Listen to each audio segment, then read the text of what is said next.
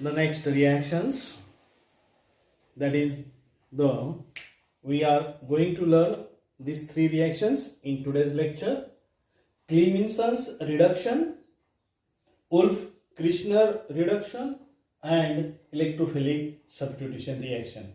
When we complete these three reactions, the reactions of aldehydes and ketones are completed. Means these three points are the last points of aldehydes and ketones chemical reactions. First of all, the Clemenson's reductions. What is meant by Clemenson's reduction? As you know, reductions means addition of hydrogen. It's called as reduction. बरोबर आहे.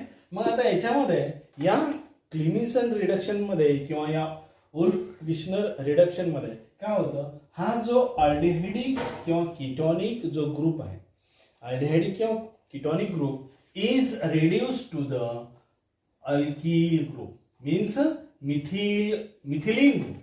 It is called as methylene group. Means this oxygen is removed by the hydrogen, and more hydrogen are added on this carbonyl carbon, and it converts to the methylene group. बरोबर आहे.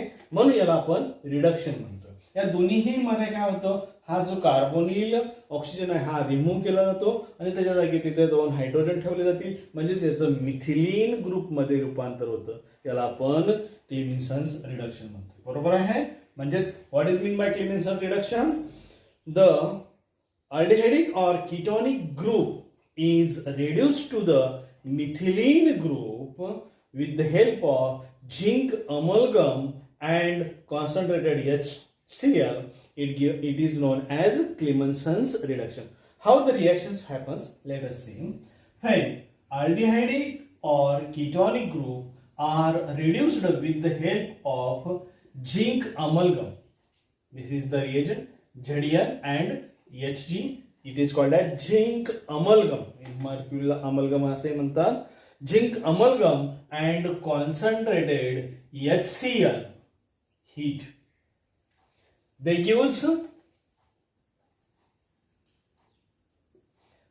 reduces to the H2 methylene group plus H2O. This is the Clemenson's reduction. In the Clemenson's reduction, aldehydes or ketones are reduced with zinc amalgam and concentrated HCl. They converted into the methylene group. This is the Clemenson's reduction. Let us take example. CH3 C H double bond O. It is the acetaldehyde. Acetaldehyde is reduced with the help of zinc amalgam and concentrated HCl heat. They converted into the CH3 plus H2O. Means here 2 hydrogen is added, total 3 hydrogen होतील इथं, म्हणजेच acetaldehydeचं रूपांतर इथं ethane मध्ये alkane मध्ये झालेला आहे. Alkane म्हणजेच इथेन मध्ये झालेला आहे. परीक्षेमध्ये असं रिएक्शन विचारतात, how will you convert acetaldehyde into the ethane किंवा how will you prepare ethane from acetaldehyde. acetaldehyde पासून इथेन तयार कसं कराल, तर हे इथेन तयार. अजून एखादा एक्झाम्पल घेऊया आपण. CH3 C double bond O CH3 कीटोनचं एक example. When reduced with the help of zinc amalgam and concentrated HCl, Zn, Hg, concentrated HCl heat, they converted into the CH3, CH2, CH3. म्हणजेच या carbonyl कार्बनचं रूपांतर methylene group मध्ये झालेलं दिसतंय आणि याच्यापासून आपल्याला काय मिळालेलं आहे, तर हे 3 कार्बनचं आहे, म्हणजेच PROPANE, प्रोपेन फ्रॉम ऍसिटोन, किंवा यालाच दुसरं नाव आययुपीएसी नाव प्रोपेनोन. बरोबर आहे. प्रोपेनॉन पासून प्रोपेन तयार कसं कराल तर ती ही रिएक्शन आहे, म्हणजेच ह्याचं रिडक्शन.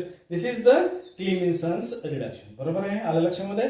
या अशा रीतीने आपल्याला क्लेमिन्सनचं रिडक्शन करता येतं, म्हणजेच क्लेमिन्सनद्वारे ह्या अल्डिहाइडिक अँड कीटोनिक ग्रुपचं रिडक्शन होईल आणि अल्केन मिळतील. बरोबर आहे, आपल्याला काय मिळतं तिथं अल्केन. आता आपण उल्फ क्रिश्नर जी रिएक्शन आहे ती रिएक्शन बघूया. उल्फ क्रिश्नर रिएक्शन मध्ये सुद्धा आपण त्याला म्हटलेलं आहे रिडक्शन रिएक्शन आहे. रिडक्शन रिएक्शन आहे म्हणजे त्यांच्यामध्ये आपण काय करतो आहोत तर त्यांच्यामध्ये हायड्रोजन ऍड करतो आहोत. आणि हायड्रोजन ऍड करत असताना आता याच्यामध्ये थोडासा फरक आहे. आता याच्यामध्ये कशा रीतीने आपण ह्याच्यामध्ये हायड्रोजन ऍड करतोय तर ह्या उल्फ क्रिश्नर मध्ये aldehydic group or ketonic group is reduced to the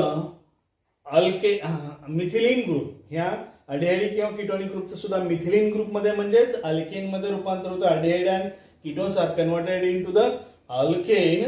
आता याच्यामध्ये बघा कसं रिडक्शन होतं. First of all these are reacted with these compound. आता या कंपाऊंडचा मुद्दा म्हणून आता मी नाव सांगत नाही म्हणजे तुम्हाला तो आठवेल. आठवला का हा कंपाऊंड कुठला आहे तो. आपण ह्याचे रिएक्शन्स बघितले अल्डिहाइड्स अँड कीटोन्स बरोबर. ती काय नाव आहे हायड्रोझाईन. हायड्रोझाईन बरोबर आहे. Hydrazine react with aldehyde and ketone. आता त्याच्यामध्ये त्याचं रिएक्शन झाल्यानंतर काय होतं तुम्हाला माहिती आहे काय. ह्या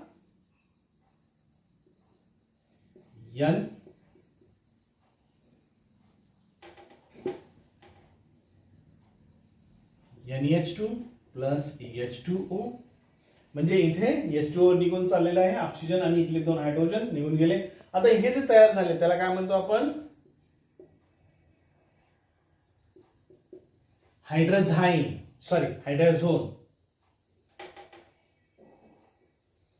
हायड्रोझोन. या हायड्रोजनचं परत आता इथे KOH किंवा NaOH कुठलंही अल्किल घेतलं पाहिजे तुम्ही. बेस कंपाऊंड घेतला पाहिजे म्हणजे सोडियम हायड्रॉक्साईड किंवा पोटॅशियम हायड्रॉक्साईड हा अल्कली घेतला पाहिजे. These are hydrozone is then heated with high boiling solvent. High boiling solvent म्हणजे त्याच्यामध्ये इथिलीन ग्लायकॉल असेल CH2OH याला आपण इथिलीन ग्लायकॉल म्हणतो. हाय बॉइलिंग सॉल्व्हंट मध्ये त्याला हीट करायचं इन प्रेझेन्स ऑफ NaOH और KOH.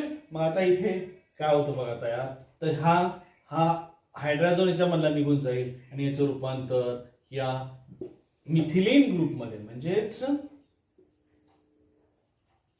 H2.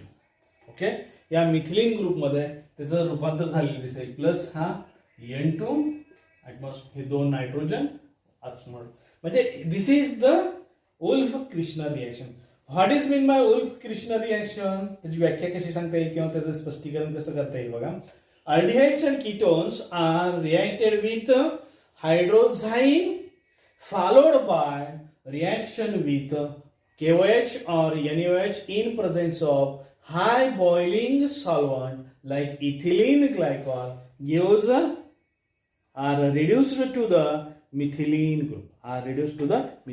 This is the Wolff-Kirshner reaction. याला Wolff-Kirshner reaction म्हणायचं आहे. म्हणजेच काय aldehyde or ketones are reacted with hydrozyne followed by the reaction with potassium hydroxide or sodium hydroxide in presence of high boiling liquid solvent, high boiling solvent, they gives methylene. म्हणजे ह्या रीतीने अशा रीतीने याचं आपल्याला स्पष्टीकरण करता येईल. एक्झाम्पल बघूया आपण याच्यामध्ये CH3H. बघा आता हे सुद्धा acetaldehyde reacts with hydrozyne produces hydrazone of acetaldehyde म्हणजे त्याला acetaldehyde hydrazone असं म्हणायचं आहे. has followed by the hydrolysis with NaOH. आपण एकच घेऊया आता कुठलं तरी followed by the reaction with sodium hydroxide in presence of high boiling solvent ethylene glycol.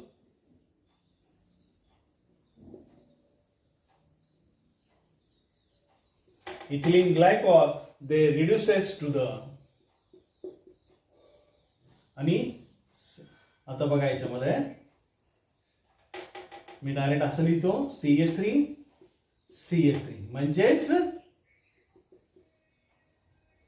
Ethane they produces ethane बरोबर आहे. मग आता याच्यामध्ये इथं 2 नायट्रोजन निघून गेले तिथलं 2 हायड्रोजन ऍड होतील आणि इथेन तयार होतील. हे आहे वुल्फ क्रिश्नर रिएक्शन. आता अजून एक एक्झाम्पल घेतो मी इथं.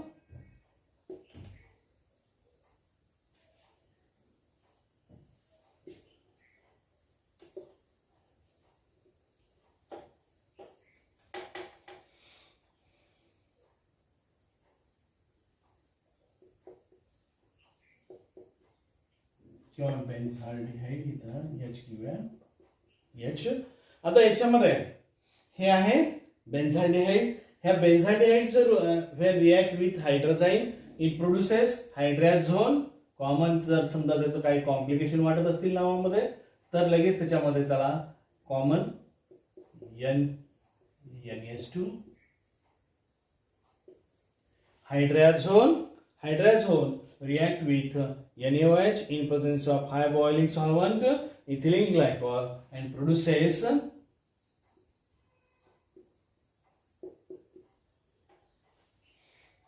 आता हे आहे याच्यामधला मिथिल बेन्झीन.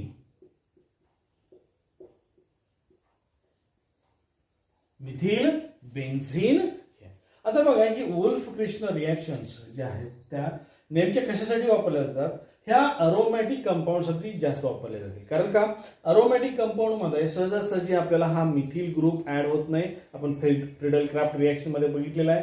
म्हणजेच these reactions Wolff reactions are used to produce high straight chain alkyl benzene तयार करण्यासाठीच फक्त हे रिएक्शन जास्ती वापरले. आता हा स्ट्रेट चेन अल्किल बेन्झीन म्हणजे काय अजून एक एक्झाम्पल घेतो इथं मी. आता जर समजा इथं मी C2H5 घेतलं म्हणजे आता हे होईल ह्याचं नाव आहे इथिल फिनिल कीटोन.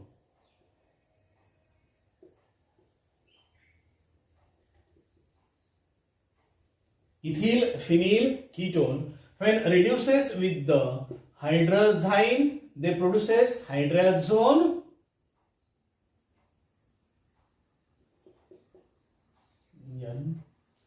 The इथे हा C2H5 आणि हा NH2. Hydrazone it produces hydrazone and when on hydrazone these on reaction with KOH or NaOH in presence of high boiling solvent they produces. आता इथे बघा काय तयार होईल. इथे CH2 होईल हे CH2 C2H5 म्हणजेच आता इथे 3 कार्बनचा आपल्याला स्ट्रेट चेन अल्किल ग्रुप याच्यामध्ये आपण ऍड केलेला दिसतो इथं. आता 3 कार्बनचा म्हणजेच हा फिनिल आणि प्रोपेन हे 1 ह्याच्यामध्ये आपण ह्याचा आयुर्वेदिक नाव 1 फिनिल प्रोपेन असं त्याचं आयुर्वेदिक नाव आपल्याला देता येईल. म्हणजेच ह्या प्रोपेन वरती तिसऱ्या कार्बन वरती 3 कार्बनचा घटक आहे प्रोपेन. पहिल्या कार्बन वरती फिनिल आहे म्हणून 1 फिनिल प्रोपेन किंवा N फिनिल प्रोपेन असं कॉमन नाव त्याचं. म्हणजेच ह्या अशा स्ट्रेट चेन कंपाऊंड आपल्याला तयार करण्यासाठी अरोमॅटिक रिंग मधल्या हे रिएक्शन वापरली जाते. ही आहे वुल्फ क्रिश्नर रिएक्शन. वुल्फ क्रिश्नर रिएक्शन सुद्धा कशासाठी वापरली जाते हे सुद्धा तुम्हाला विचारलं जाऊ शकतं MCQ मध्ये. तुम्ही लक्षात ठेवा straight chain aromatic alkyl groups are added in the benzene ring by this Wolff-Kirchner reaction.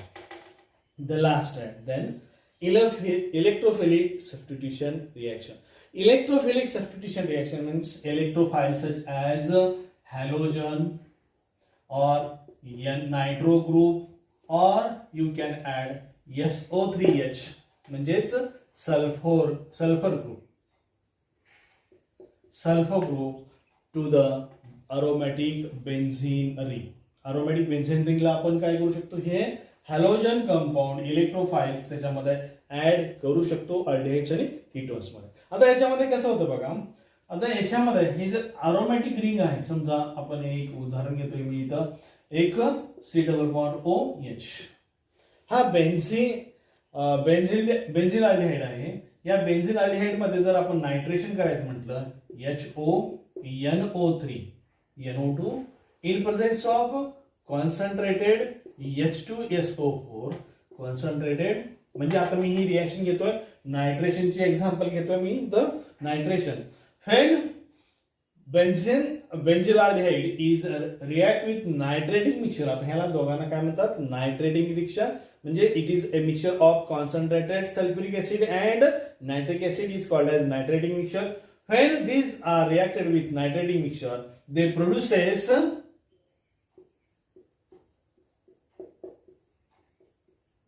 H, आणि इथं ह्या मेटा पोझिशनला हा NO2 म्हणजेच इलेक्ट्रोफाइल सबस्टिट्यूट झालेला आपल्याला दिसतो.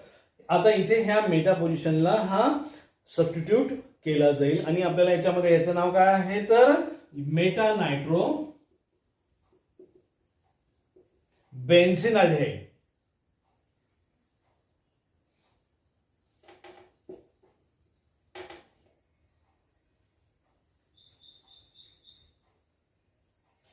मेटा नायट्रो बेन्झिन अल्डिहाइड हा आपल्याला कंपाऊंड. आता याच्यामध्ये हा मेटा नायट्रेट मेटाच ग्रुप का बरं तयार झाला, कारण माहिती आहे आपल्याला अरोमॅटिक कंपाऊंड मध्ये आपण जर समजा इथे हा आपला C++OH ग्रुप आहे, तर याच्यामध्ये ह्या दोन पोझिशनला आपण पॅरा पोझिशन म्हणतो, या दोन पोझिशनला आपण मेटा पोझिशन म्हणतो, आणि आर्थो पोझिशन, सॉरी ही आहे आर्थो पोझिशन, ही आहे मेटा पोझिशन, आणि हे एकच आहे ती पॅरा पोझिशन, बरोबर आहे. आता हा जो ग्रुप आहे, अल्डिहाइडिक ग्रुप जो आहे किंवा कीटोनिक ग्रुप आहे, it is a electron withdrawing group. त्यांना काय म्हणतो आपण, इलेक्ट्रॉन विथड्रॉइंग ग्रुप आहे. ते इलेक्ट्रॉन काढून घेणार, कारण हा ऑक्सिजन आपल्याला माहिती आहे, मी तुम्हाला मागे सांगितलं, याच्यावरती स्लाइड निगेटिव्ह चार्ज असतो, याच्यावरती स्लाइड पॉझिटिव्ह चार्ज असतो. या कार्बनचे इलेक्ट्रॉन यानं ओढून घेतलेले असतात, त्यामुळे याच्याकडे इलेक्ट्रॉन डिफिशियन्सी झालेली असते, म्हणून पॉझिटिव्ह चार्ज आलेला असतो. म्हणजे ह्या ग्रुपला आपण काय म्हणतो, इलेक्ट्रॉन विथड्रॉइंग ग्रुप. आणि ह्या इलेक्ट्रॉन विथड्रॉइंग ग्रुप असल्यामुळं याच्यामधले जे काही हे अरोमॅटिक रिंग मधले जे इलेक्ट्रॉन भ्रमण करत असतात, आपण ज्याला रेझोनन्स म्हणतो, ते सुद्धा इलेक्ट्रॉन याच्यामध्ये काढून घेतले जातात. आणि ह्याने इलेक्ट्रॉन काढून घेतल्यामुळं या आर्थो आणि पॅरा पोझिशन वरती निगेटिव्ह चार्ज येत नाही. आता हा इंडक्टिव्ह इफेक्ट आणि रेझोनन्स इफेक्ट म्हणतो आपण याला, आणि त्याच्यामुळे तो इलेक्ट्रॉन काढून घेतोय हा कीटोनिक किंवा अल्डिहाइडिक ग्रुप. आणि त्यामुळे ही जी रिंग आहे ती रिंग काय होते, इथं डिएक्टिवेट आर्थो पोझिशन आणि ही पॅरा पोझिशन डिएक्टिवेट होतात, म्हणजे तिथे इलेक्ट्रॉनची सबस्टिट्यूशन होऊ शकत नाही. आणि त्यामुळे या मेटा ग्रुपला ते सबस्टिट्यूशन झालेलं आपल्याला दिसून येतं. म्हणजेच ह्या जे काही समजा what happen when nitrating mixture react with benzaldehyde असं विचारलं तर त्यावेळेस लक्षात आलं पाहिजे ही मेटा डायरेक्टिंग रिएक्शन आहे. मेटा डायरेक्टिंग रिएक्शन कशामुळे आहे तर हा अल्डिहाइड ग्रुप जो आहे तो इलेक्ट्रॉन विथड्रॉइंग असतो. रेझोनन्स इफेक्ट आणि त्याचबरोबर इंडक्टिव्ह इफेक्ट यांच्या दोघांच्या या इफेक्टमुळे ते इलेक्ट्रॉन ओढून घेतले जातात, आणि त्यामुळे याला आपण म्हणतोय मेटा डायरेक्टिंग ग्रुप आहेत. हा मेटा डायरेक्टिंग ग्रुप आहे, आणि त्यामुळे सबस्टिट्यूशन याचं मेटा डायरेक्टिंगला झालेलं आपल्याला दिसून येतं, आणि मेटा सबस्टिट्यूटेड प्रोडक्ट आपल्याला मिळतं. मग तुम्ही सल्फोनेशन करा नाहीतर हॅलोजिनेशन करा तरी त्यांच्यामध्ये, म्हणजे जर समजा तुम्ही सल्फोनेशन केलं म्हणजेच सल्फ्युरिक ऍसिड इथं जशी ह्याच्याऐवजी फक्त सल्फ्युरिक ऍसिड रिएक्शन केली तर याच्यामध्ये तुम्हाला प्रोडक्ट काय मिळेल तर इथे हा मेटा SO3H नावाचा सल्फोनेटिंग प्रोडक्ट मिळेल. किंवा जर समजा तुम्ही हॅलोजिनेशन केलं तर तिथे तुम्हाला काय क्लोरो ग्रुप इथे ऍड झालेले दिसतं. मेटा सबस्टिट्यूटेड असेल मेटा क्लोरो बेन्झाल्डिहाइड असं तुम्हाला त्याच्यामध्ये ग्रुप मिळेल. This is the electrophilic substitution reaction which complete the reactions of aldehydes and ketones.